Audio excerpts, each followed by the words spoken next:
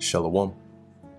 First and foremost, I want to give all praises, honor, and glory to Yahweh, Bahasham, Yahweh Shai, Bahasham, Rakha Kudash. Double honors to the elders and the apostles of Great Millstone, and peace and blessings to the elect. And today we're going to go into the book of Susanna. It's only one chapter long, but through the Spirit, I've been going through a few of these books. Going through a few of the breakdowns in here, and Lord willing, is edifying, and I've been trying to keep it in chronological order as best as possible to cover the books that are around the same time period. So far I went through the book of Daniel, 2nd Esdras, and Ezekiel, and I wanted to go through Susanna because when you read the book of Susanna, it's pretty much, I think, the best time period for this is still around the time of Daniel, but I think this is a little prior to what we read about in Daniel, the first chapter, okay, which I'm going to pull up here, because Daniel is mentioned, and he is in here in this, as we read in the book of Susanna, but the events that take place over here, when you read it, it makes sense that it happens prior to what we're reading of here in Daniel, the first chapter. Okay, so to keep it all around the same time period, I want to go into this book here, and Lord willing, to be edifying to the elect. Okay, now when we read in the book of Daniel chapter 1, I'm going to read a few verses in here and then jump to the book of Susanna just to give some context. So in Daniel, the first chapter, Daniel recalls, right, as we read in here, in the third year of the reign of Jehoiakim, king of Judah, came Nebuchadnezzar, king of Babylon, onto Jerusalem and besieged it. And just to jog our memory here, find out who Jehoiakim was. I believe he was one of the sons of Josiah. Yep, it says here, and then this in the Hebrew should be Yahweh Quam, Quam, which is rise. But as it says here, son of Josiah, and the third from the last king of Judah, subject vassal of Nebuchadnezzar, who reigned for 11 years, before he died a violent death, either in combat or by the hands of his own subjects. And so, if you go and watch that breakdown, or even just read about it historically, you'll find out more about who he was if you are interested in that. But basically, Daniel says here, in the third year of his reign, Nebuchadnezzar came to Jerusalem and besieged it. It says, and the Lord gave Jehoiakim, king of Judah, into his hand, with part of the vessels of the house of God, which he carried into the land of Shinar, to the house of his God, which is in the east, right? What is called Mesopotamia today, which is where the Babylon was located. Now, the Babylon that Nebuchadnezzar ruled was an empire, right? But every empire has, its capital, its main base. All right. Anyway, and he brought the vessels into the treasure house of his God. And the king spake to Ashpenaz, the master of his eunuchs, that he should bring certain of the children of Israel, and of the king's seed, and of the princes, children in whom was no blemish, but well favored, and skillful in all wisdom, and cunning in knowledge, and understanding science, and such as had ability in them to stand in the king's palace, and whom they might teach the learning and tongue of the Chaldeans. So this is where we basically start off in the book of Daniel, the first chapter. Now keep in mind that what Daniel is recollecting here is when Nebuchadnezzar came in the third year of Jehoiakim's reign, and basically took him out and carried, the vessels. Nebuchadnezzar didn't just take the vessels; he also, had brought in, or had brought captives, and Daniel was a part of those captives. So where were those captives up until the point here where Nebuchadnezzar speaks to, the master of his eunuchs and said, hey, bring me certain of the children of Israel, because some of those people that he was requesting for here were a part of the captives. So at this point in time, Daniel, along with, Shadrach, Meshach, and Abednego, which were their Babylonian names, otherwise in the Hebrew as Hananiah, Azariah, and Mishael, they, along with the rest of the captives, were in Babylon. Okay, but in the area where the Jews or the Israelites were dwelling in Babylon as captives. Okay, so while they were there, prior to Nebuchadnezzar asking his eunuch to bring the king's seed, the best of the best, which is when Daniel and the three holy children and so on and so forth, and others as well, when they were called, and then we continue in the book of Daniel. So prior to this happening, where they were called and brought up and groomed to be in the king's presence, they were in Babylon. And that's when this that we're reading of here in the book of Susanna takes place. Okay. So now let's go to the book of Susanna, chapter 1. It says, there dwelt a man in Babylon called Joachim, and he took a wife whose name was Susanna, the daughter of Chelcias, a very fair woman and one that feared the Lord. So now why was he dwelling in Babylon? Because he had been brought over there, along with Daniel and the rest of the captives. So this woman here, Susanna, as it says, she was very fair. So she must have been a very beautiful looking woman, and feared the Lord. So it goes to show you, right? Not every woman is a demon, but there are women which we read about that fear the Lord. And guess what? If the men of the Lord are back here again, so are those women that fear the Lord, along with the rest of the demons. So verse 3, her parents also were righteous and taught their daughter according to the law of Moses. Now Joachim was a great rich man and had a fair garden joining onto his house. And to him resorted the Jews because he was more honorable than all others. So, top dog basically. And, his garden here is pretty much like if you go to his backyard, there's this beautiful, nice garden over there. Verse 5, the same year were appointed 2 of the ancients of the people to be judges, and the ancients being the elders, right? So they took 2 elders of the people and appointed them to be judges. And it's sort of similar to how we were living in Israel. You would have elders that would judge certain matters, such as the Lord spake of, that wickedness came from Babylon.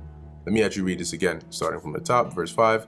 The same year were appointed 2 of the ancients of the people to be judges, such as the Lord spake of, that wickedness came from Babylon from ancient judges who seemed to govern the people. And we're going to find out what this means as we keep on reading. These kept much at Joachim's house, and all that had any suits in law came on to them. So basically these 2 elders that were appointed, mainly were at Joachim's house. All right. And so anybody that had an issue, they would go over there and they would sort it out. Verse 7. Now go up a bit. Now keep in mind, right? So Joachim, this basically the rich man, his wife is Susanna, and now you have 2 of these ancients that were appointed as judges. So verse 7, now when the people departed away at noon, Susanna went into her husband's garden to walk. So she's married at this point. Okay. And the people came, they had their requests and so on and so forth. They got their matters judged. So when everybody left, Susanna went, to the garden to take a walk. And the 2 elders saw her going in every day and walking, so that their lust was inflamed toward her. So what does that mean? Meaning they've been eyeing her, and talking amongst themselves. Because remember, they were pretty much always at Joachim's house. So they were seeing her, occasionally, she'll go pretty much every day. She'll go take her walk. And as we read up above, she was very fair. So, she was probably thick, had nice, attractive features and whatnot. And so when they saw that, they're like, damn, man, shit, man. Hey, man, pretty much you can imagine them going back and forth amongst themselves. Like, you see that thing on that? I mean, and it's interesting, right? Because they knew that she was married and they're supposed to be judges of the people.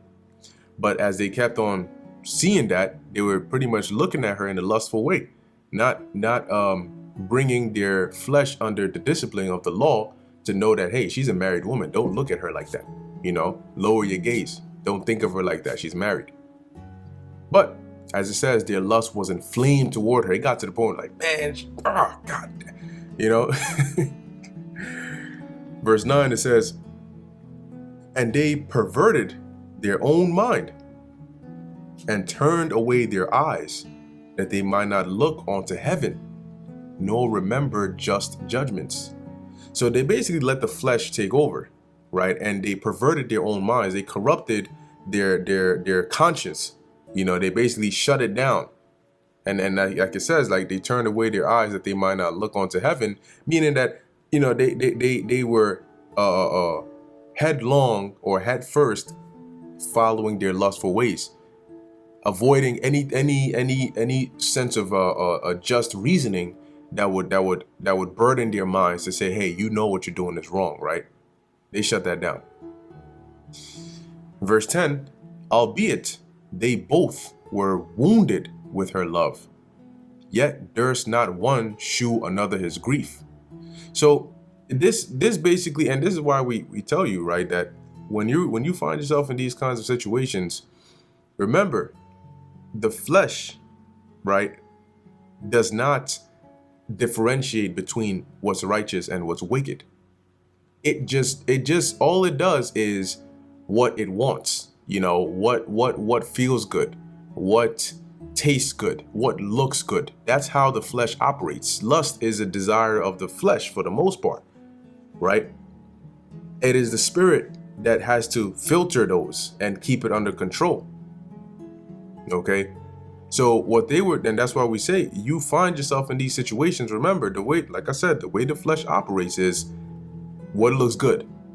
The flesh doesn't say, damn, this woman looks good, but she has a ring on, or but she has a husband. The flesh just says, damn, that looks good. I could do things to that. And if you don't control that with the spirit that says, no, you can't because she's married, so that's off the books, then you end up in this situation where, as it says, they were wounded with her love, and they they were basically lusting so hard that they started to get, very upset that, she's married, and they got to the point where they let it grow. They let these adulterous thoughts live rent free inside of their heads. And as it says, yet durst not one shew another his grief. So they ain't like, say this one right here, he didn't want the other one to see that he's lusting so hard after this married woman that it's hurting him, because they knew that it was wrong. And now what's interesting is it's this same kind of behavior that got them in that captivity in the first place. And while in the captivity, so-called elders, this is what they're doing. Now I'm going to pause here real quick just to get a quick precept, okay? And when you read in the book of, this is Sirach or Ecclesiasticus chapter 25, verse 2, it says, and as we're reading in Susanna, you'll see why, this is written here, right? 3 sorts of men my soul hateth, and I am greatly offended at their life. A poor man that is proud, a rich man that is a liar, and an old adulterer that doteth. Okay, now when you actually look for the word dote or doteth, there's one account here in the book of Jeremiah chapter 50, verse 36. It reads, a sword is upon the liars, and they shall dote. A sword is upon her mighty men, and they shall be dismayed. Now, when you look into the word dote, okay, which I believe is the same word that is mentioned here in Sirach, it's Ya'al, and it says here, to be foolish, to become fools, to act foolishly, to what? To show wicked folly. And that's what they were doing. Okay, that's what they were doing. And so, like it says, an old adulterer. Why? Because especially being old, you should know better. Okay, so an old adulterer that doteth, and these were two old adulterers that doteth, okay, acting foolishly. Verse 11. So the reason, like it says here, yet durst not one shew another his grief, for they were ashamed to declare their lust. You know, when you, like the Apostle Paul mentioned, right?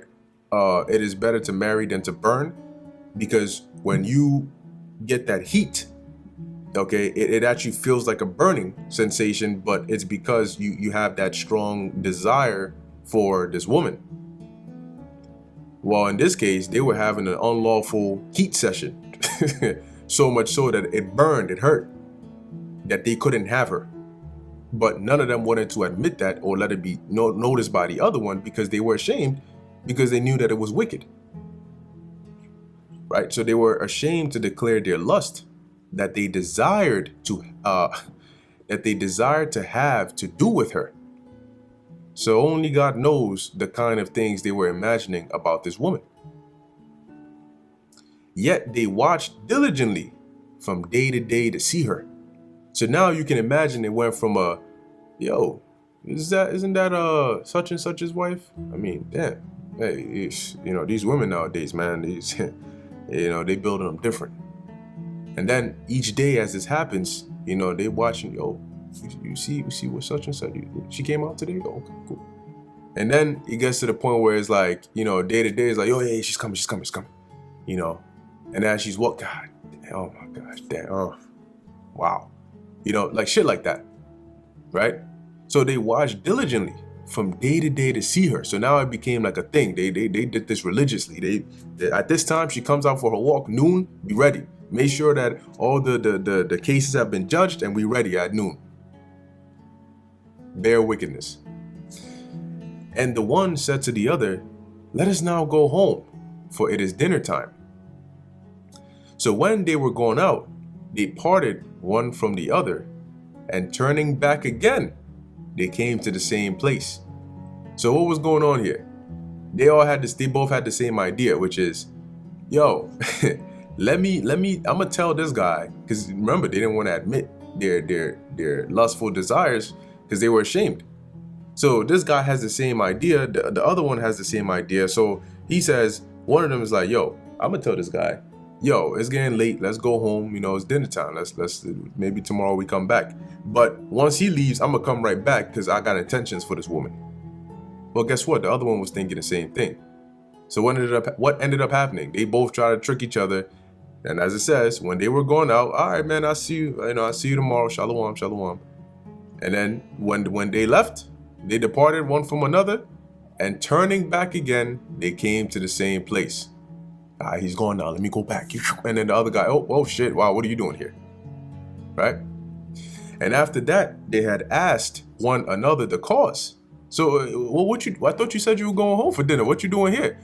Well, I could ask you the same thing. What you doing here? They acknowledged their lust. Then appointed they a time both together, when they might find her alone. So now that lust started to manifest. It started to build. Remember, and this is the danger of letting it fester. And this goes for more than just lust, like ill feelings, like all these kinds of things. When you just allow it to fester, it'll go from just thoughts to plans to actions. And now you find yourself in trouble, because now you're breaking the law, you're committing iniquity, because it wasn't checked, right? So now they're like, shit, I've been caught, I know why you here, you know why I'm here. So now they're working together, right? And they're plotting on when they can get her alone. Verse 15, and it fell out as they watched a fit time. She went in as before with 2 maids only, and she was desirous to wash herself in the garden, for it was hot. So there's probably like a spring or, a little area, body of water over there, where she could just chill out, right? It says here, so she went with her 2 maids, and, she's like, she wants to, dip herself in there. It's hot out. She wants to cool off. It says, and there was nobody there save the 2 elders that had hid themselves and watched her. So they're watching a married woman basically, wash herself in the garden. And then she said to her maids, "Bring me oil and washing balls, and shut the garden doors, that I may wash me."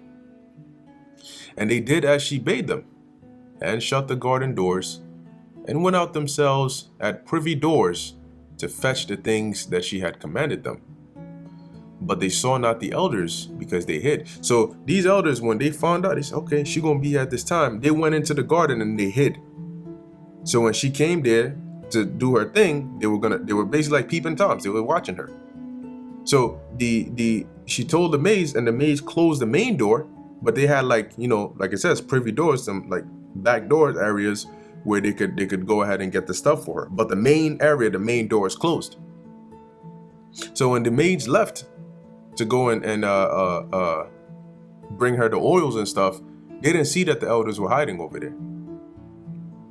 Verse 19, now when the maids were gone forth, the two elders rose up and ran unto her, saying, "Behold, the garden doors are shut, that no man can see us, and we are in love with thee. Therefore consent unto us and lie with us." So they were just like, at this point, the demons were in control. The demons were in the drive. That saying, Jesus take the wheel? You had Legion taking the wheel, So they basically pull up on her, on some like, "Yo, what's it gonna be? You there's nobody here, and right now the way you looking, we need a piece of that." Right? Verse 21, "If thou wilt not, we will bear witness against thee that a young man was with thee, and therefore thou didst send away thy maids from thee." So basically they said, like, we're gonna blackmail you. All right, if you don't let us, get a piece of that, we're gonna come up with a story. We're gonna say you were basically committing adultery with a young man, and that's why you sent your maids away. So when they left, you called the man in, and you was getting down, you was being a fast girl on the low. Then Susanna sighed and said, "I am straitened on every side. For if I do this thing, it is death unto me." Well, that's because that would be adultery, right? If she consented unto those elders, she would be committing adultery, and the penalty of that is death. Now remember, she feared the Lord. So she understood that the penalty or the judgment comes from the Lord. So if you commit adultery thinking, well, if nobody sees it, you try to pull that, if a tree falls in the forest and nobody was there to see it, then did it really fall? Yes, it fell. So if you commit adultery, but there's nobody there to see it, and nobody knows, did you really commit adultery? Yes, you did. Because guess what? There's always somebody to see it. And you know who that is? The one who's going to bring the judgment, which is the Most High. So she knows, even if she does this, and she doesn't say anything, and those two elders don't say anything, to where Israel doesn't find out, and they don't put her to death, the Most High is going to bring judgment upon her. So she understood that it is death. Because according to the Lord, the penalty of adultery is death. "And if I do it not, I cannot escape your hands." So she was basically stressed, saying that, damn, like, you gonna blackmail me, if I don't do this. But if I do it, I'm breaking the law. I'm going off. And remember, she was a righteous woman, right? She feared the Lord, so she's in a difficult position right now. So she says, "It is better for me to fall into your hands and not do it than to sin in the sight of the Lord." Fall into your hands basically meaning, like, how do I put this? When you fall into the hands of somebody, it's kind of like they have control over you. Like, I'll rather suffer the penalties of, what you can do to me than to sin against the Lord. Okay, so I'm not going to lay with you. And whatever it is that you're going to try to do because of that, I'd rather that than to go against the Heavenly Father. Verse 24, "With that, Susanna cried with a loud voice, and the two elders cried out against her."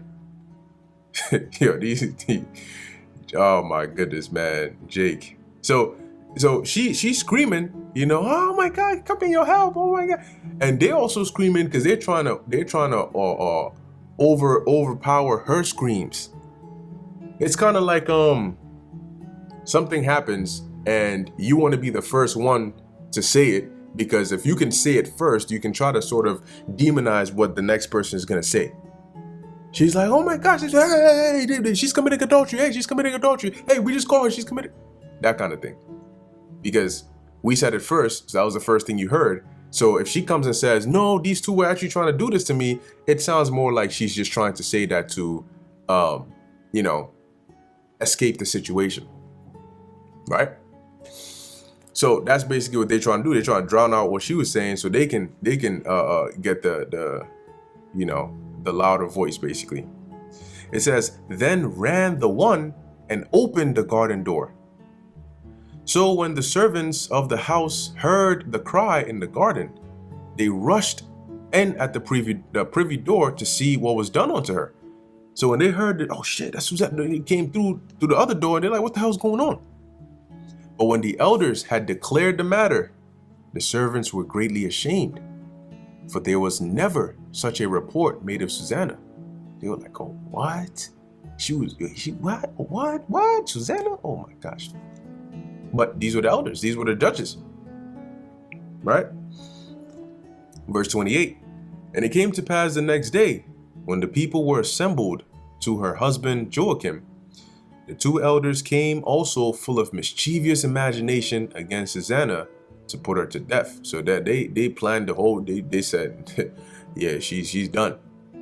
She's done. We're gonna make up this story and really make her look like a demon. So now imagine this, like this is a big deal. Everybody's talking about it, like, yo, you heard about Susanna? Yeah, yo, they said she was committing adultery. Oh shit, man. Yeah, that's crazy, man. Like she looked like she was a good, chill, quiet ones. Hey, it'd be the quiet ones that be like, they never know, man. But yo, that's crazy. Apparently they're gonna put her to death. Oh, it's adultery. Oh shit. So everybody's hearing about it. I mean, the community is, we all captives out here, so news spreads fast. Verse 29, and said before the people, send for Susanna, the daughter of Kilkias, Joachim's wife. And so they sent. So she came with her father and mother, her children, and all her kindred. So, I mean, this is a married woman with kids. And so, her whole family, she came, everybody came there. You can imagine, right? She's stressed. Her family's probably stressed, because more than likely, her family probably believed her.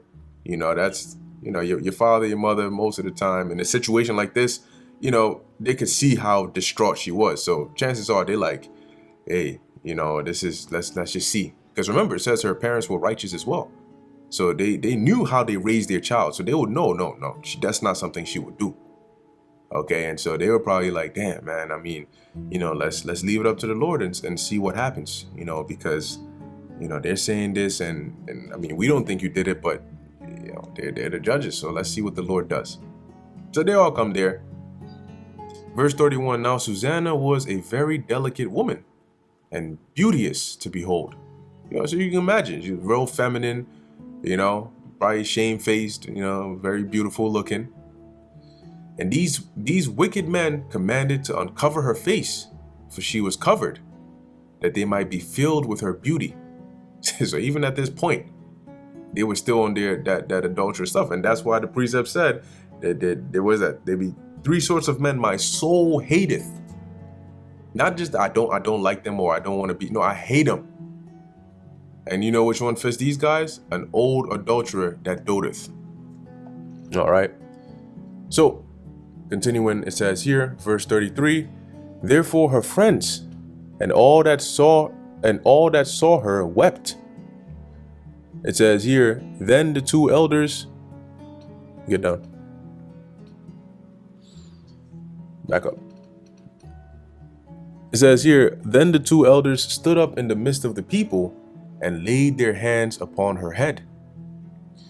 And she weeping, looking up toward heaven, for her heart trusted in the Lord. So she knew that, all right, I know I didn't do anything, and I put my trust in the Lord, and I know that the Lord is not one to forsake, the righteous. He wouldn't cast down, unrighteous judgment. So she's like putting her trust in the Lord, hoping that the Lord, does something. And at this point, they're getting ready to sentence her. Okay, her friends are crying, because imagine, right? She's a woman.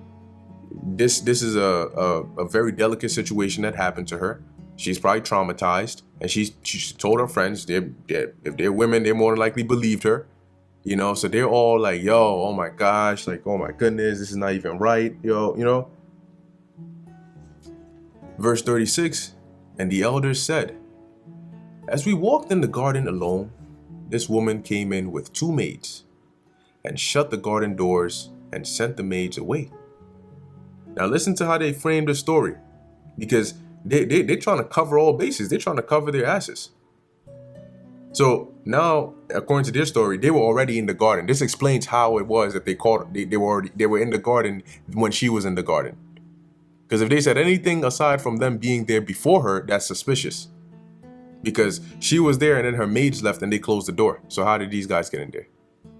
So they already started off, we were walking in the garden alone, and this woman came in with 2 maids and shut the garden doors and sent the maids away.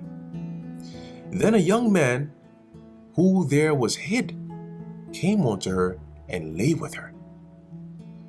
Then we that stood in a corner of the garden, seeing this wickedness, ran onto them. Hey, what y'all doing, man? Now, remember that you can picture it like how Jake today speaks. They say, hey, so we walking in this garden, and all of a sudden there's this dude just pop up, and he's basically doing things to her. I'm trying to keep it as PG as possible. He's just having at it, having a field day. And the second I seen that shit, I said, what the hey, what y'all doing, man? And they you know how they spin it. Okay. Verse 39, and when we saw them together, the man we could not hold, for he was stronger than we, and opened the door and leaped out. See? So so man, I saw the dude, I tried to catch him, but I'm old. These young men nowadays, man. So he basically just broke free, jumped over that, he opened that door and he leaped out. He was gone. But having taken this woman, we asked who the young man was, but she would not tell us. These things do we testify. Now, this is going off because this is a false. The scriptures talk about that, right? Do not bear false witness against thy neighbor. That's exactly what they were doing. But aren't these supposed to be the elders that were chosen to be judges? And if you chose somebody to be a judge, then that means that they are knowledgeable of the law. They know exactly what to do and what not to do if they're going to judge somebody else on it. But yet, this is what they were doing. Because of what? Because of lust after a woman. Unlawful lust. And those demons took that. And these people, they allowed, these wicked elders here, allowed those demons to live rent-free inside of their head. And it led to their actions. Now look at what they're doing. Not only were they having adulterous and wicked thoughts, but they turned it into actions. They tried to execute it. And when it failed, they went on to the next step. And now this is where we at. Verse 41, but the assembly believed them. Then the assembly believed them as those that were the elders and judges of the people. So they condemned her to death. See, because they spun the story, real good. They took the events that happened, they added in certain parts, and they said, she done. Shows you how simple Jake is, right? Because they're like, hey, I mean, makes sense to me. I mean, but I thought she was a righteous woman. I mean, that doesn't sound like something she would do. Oh, well, I mean, hey, you heard them. You heard what they said. And then what the elders gonna lie? Well, what they know better. Why would they lie about something like this? Like, what would they seek to gain from lying about something like this? But it just goes to show you, man. Verse 42, then Susanna cried out with a loud voice. So they sentence her to death. She put to death. Hey, you gonna put her to death? Hey, maybe they were going to go stone her or whatever.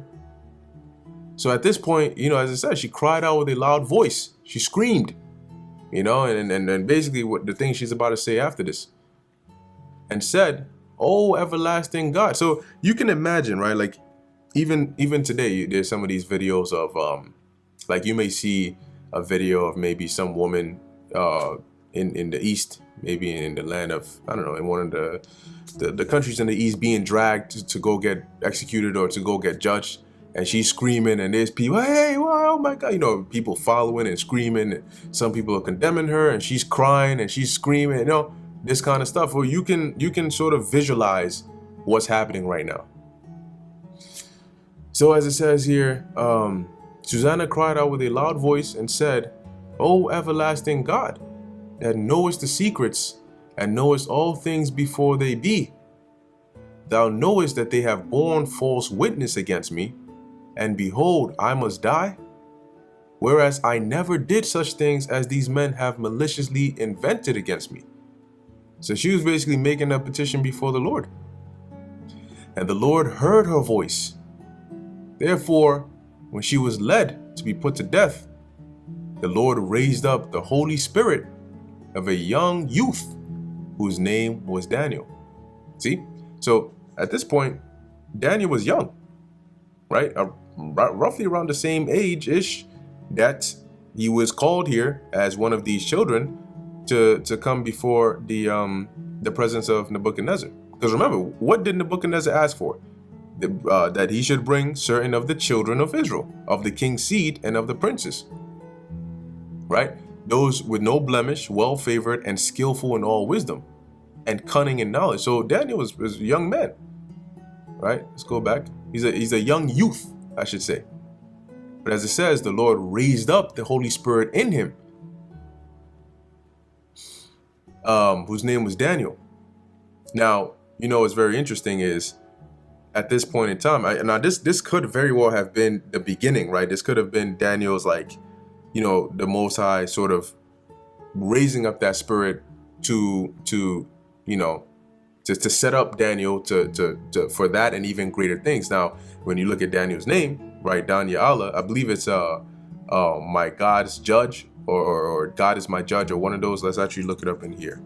But it's interesting that if this is like the first situation that sort of puts Daniel on the map, it's interesting that it was through his judgment, right? That is sort of like a nomen omen, right? Through his judgment, the judgment that the Lord blessed him to give forth, he was that's sort of how he was put on the map, kind of thing. But look at what it says here. God is my judge, right? Dan Ya'ala, which Dan means to judge. Okay. Anyway, so let's go back where we at real quick. Where are we? So verse 46, who cried with a loud voice, "I am clear from the blood of this woman." So he basically said, I don't consent onto her being put to death. I'm not a part of this. So if you guys put her to death, her blood is on your hands, not mine. Now you can imagine, right? Like, whoa. Everybody's like, what? Hold on, what's going on here?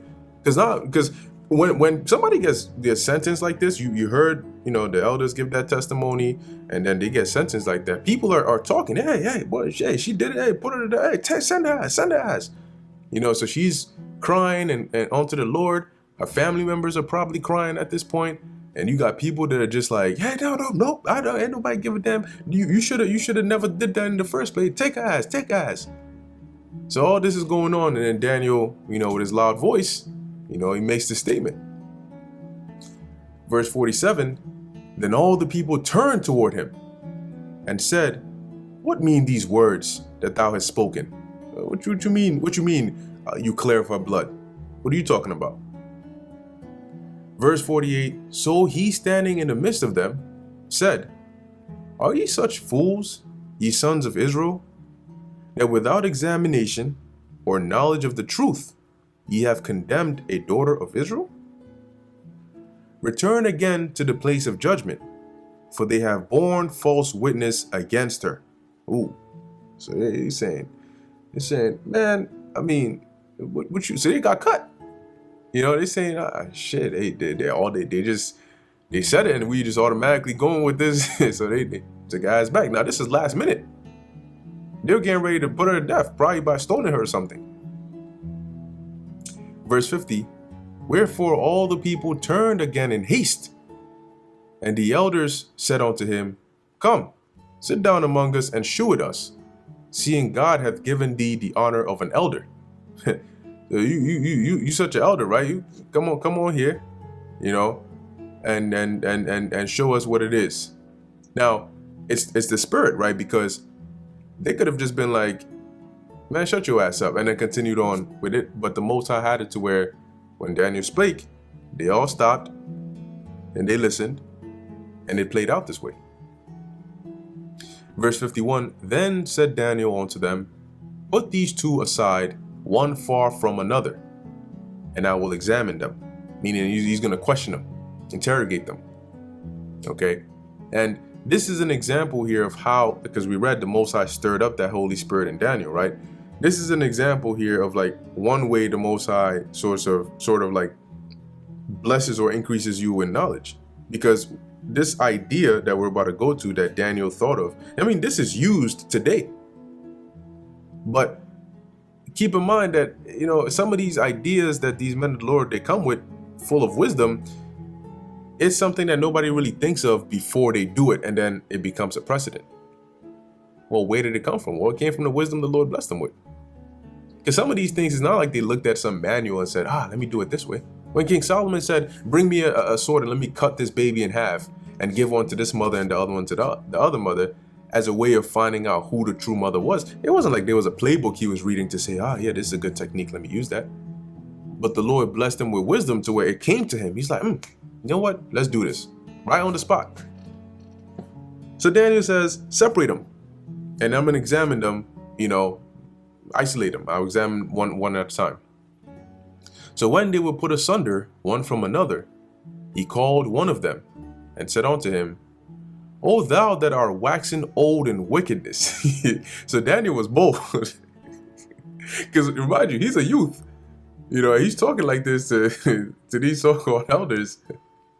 But it's because the Spirit of the Lord was within him. Right? So he says, O thou that art waxen old in wickedness, now thy sins which thou hast committed aforetime are come to light. So what's also interesting here is, based on what Daniel is saying, it shows you how the Most High sets everything up. So you may be seeing it as, maybe the Lord did this as a test of Susanna's faith. Maybe the Lord did this to sort of set up Daniel and raise him up. Or also, maybe the Lord did this as judgment upon these wicked individuals, because based on what Daniel was saying here, this wasn't the first time. They waxed old in it. But the Lord had to where this event is what brings about their judgment. As he says, now the sins which thou hast committed aforetime in the past are come to light. So now everything is going to come forth. Right? And primarily the one that they were dealing with here is them trying to commit adultery with Susanna and then framing her. Verse 53, for thou hast pronounced false judgment and hast condemned the innocent and hast let the guilty go free. Albeit the Lord saith, the innocent and righteous shalt thou not slay. See, so the Lord says you're not supposed to do this, but this is what you've been doing. So this goes to show that it wasn't just the case with Susanna, but being that they were judges, well, if they had the thought to be able to do this, do you think that they would have been judging righteously this whole entire time? Probably not, right? So now it's all coming to light. So he says, verse 54, now then, if thou hast seen her, tell me, under what tree sawest thou them companying together? So you said you saw them, committing adult, they were doing it. Well, you were in the garden, right? So which tree were they doing this under? Where was this happening? So he answers, who answered, under a mastic tree. Oh, no, yeah, it was that tree. Yeah, the mastic tree. Yep. You see that one right there? Yeah. That's where it was. Yeah, I remember now. Yep, I remember now. I saw that dude. Yep, he was right on top. It was under that tree. And Daniel said, "Very well, thou hast lied. Thou hast lied against thine own head. For even now the angel of God hath received the sentence of God to cut thee in two." You hear that? Which also reveals another thing, which is that the sentence, the judgment comes from the Most High. So he's saying, you just don't get it, do you? The Most High has had this, your judgment has been coming for a long time. And you just now confirmed it. Your death sentence has been sealed. Verse 56, so he put him aside and commanded to bring the other, and said unto him, O thou seed of Canaan, and not of Judah, beauty hath deceived thee, and lust hath perverted thine heart. Thus have ye dealt with the daughters of Israel, and they for fear companied with you. But the daughter of Judah will not abide your wickedness. So Daniel knew, Most High, like chances are Most High revealed it to him, and also chances are that there were things that these wicked elders were doing, and they tried to do it to Susanna, but that was the drawing point. That was a stopping point right there. So chances are she wasn't the first. And you know that, once again, information spreads. So it's probably like, something happened. They had done this to some other chick or whatnot, and she's like, yo, eventually she says it or confesses it. But it's like, who would believe you? Maybe people shut it down like, hey, so the elders are true. What the elders did something to you? Yeah, okay. But, say this got to Daniel's ears. He's like, wow, probably watching them. He's like, yeah, these guys, they're wicked. But what's he gonna do? Just come up in front of everybody and say, oh, they're wicked, and just accuse them? But guess what? Now the right opportunity presented itself where this could all come to light. And Daniel handled it like a true judge, because he had the spirit of Yahweh Ba'ashem Yahweh Shai dealing with him. Okay? So I'm going to read verse 57 again. Thus have ye dealt with the daughters of Israel, and they for fear companied with you. So you tried this shit with other Israelite women, and them being afraid, they went along with it. But the daughter of Judah will not abide your wickedness. You tried that with Susanna? She was not having it. Now therefore tell me, under what tree didst thou take them companying together? You said you tried to catch this dude, but you were able to catch the chick, right? So you were able to catch Susanna. So what tree was it that they were committing adultery under? Who answered, under an home tree. See, Daniel knew that these two were not gonna be, because they had came up with the story, but they never rehearsed that they would even be in this situation. They just figured, well, hey, if somebody asks me, I'll say the same story as this guy. But they never planned within the story what tree to describe. No. So Daniel asked this guy, he says, oh, it was a mastic tree. I believe that's what he said. Yep. Other one says, oh, it was under a home tree. Was it now? Now, I mean, didn't you both say you were together when you saw this happening? But you saw it under a home tree and you saw it under a mastic tree? Huh. Interesting. Verse 59, then said Daniel unto him, well, thou hast also lied against thine own head. For the angel of God waiteth with a sword to cut thee in two, that he may destroy you.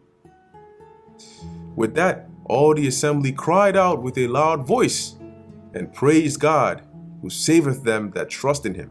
So you can imagine that they got this one guy, they isolated him, they moved the other one somewhere, and Daniel questions the first guy, brings him up, and everybody's here, and he asks him the question. And he says, oh, mastic tree. Okay. Then they bring the other guy. And you said under what tree was it? Oh, a home tree. Was it now? You done messed up, my man. So, verse 61, and they arose against the two elders, for Daniel had convicted them of false witness by their own mouth. See, and there's the wisdom right there. You basically, you lied against your own head. And I mean, what more proof do you need? They basically confessed to it themselves. They had not, through this, they had acknowledged that they made it up. Verse 62, and according to the law of Moses, they did unto them in such sort as they maliciously intended to do unto their neighbor. So what they planned to happen to Susanna, guess what? It ended up coming upon them. And they put them to death. They put these two wicked individuals to death. Thus the innocent blood was saved the same day. Therefore Chelcias and his wife praised God for their daughter Susanna, and Joachim her husband, and all the kindred, because there was no dishonesty found in her. From that day forth was Daniel had in great reputation in the sight of the people. And that's pretty much the end of the book of Susanna. And, like I mentioned, this is pretty much what leads up to Daniel, the first chapter, as Daniel is brought as one of these children in whom, is welfare. So you can imagine when this eunuch went to look, it wasn't really hard to find Daniel, because he was already known for having that wisdom, okay, by way of the judgment that he, the righteous judgment that he brought forth through the spirit and power of Yahweh Ba'ashem Yahushai. Okay, so that's pretty much the end of the book of Susanna. Lord willing, this was edifying to the elect. In closing, I want to give all praises, honor, and glory to Yahweh Ba'ashem Yahushai Ba'ashem Rechak Udash. Until next time, Shalom.